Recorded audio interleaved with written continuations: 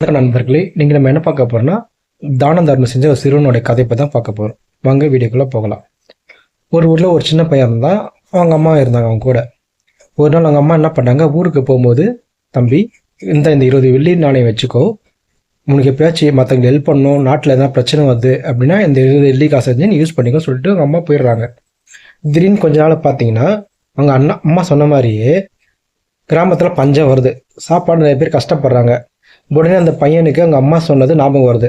உடனே அந்த பையன் என்ன பண்ணுறான்னா, அந்த 20 வெள்ளி நாணயங்க இருக்குல்ல, அதை வச்சு பசியால் கஷ்டப்படுறவங்களுக்கு சாப்பாடு வாங்கி கொடுக்குறான்.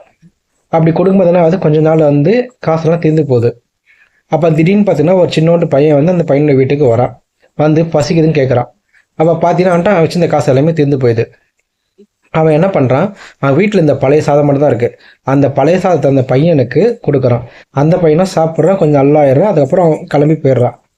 கொஞ்ச நாளுக்கு அப்புறம் அவங்க அம்மா ஊருக்கு போனாங்களே, அவங்க திரும்பி வராங்க. அதே நேரம் ஒரு பெரிய பணக்கார பெண் திரும்பி வராங்க அந்த பையனோட வீட்டுக்கு. யாருன்னு பார்த்தா அந்த பையன் கிட்ட சாப்பாடு வாங்கி சாப்பிட்டாங்கல்ல, அந்த பையனோட அம்மா. அவங்க நிறைய செல்வத்தை இந்த பையனுன்னு கொடுக்குறாங்க. என்ன சொல்கிறாங்கன்னா, உங்கள் பையன் செஞ்சனால தான் என் பையன் இன்னைக்கு உயிரோடு இருக்கிறான்னு சொல்லிட்டு நிறைய பணமோ தங்கம் வெள்ளி காசு கொடுக்குறாங்க.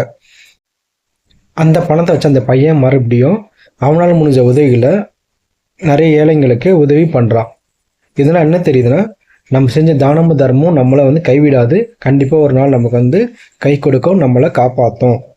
நீங்களும் இதே போல் தான தர்மம் செஞ்சு வாழ்க்கையில் நல்ல பேரிடுங்க, நல்லதே செய்யுங்க. நன்றி, வணக்கம்.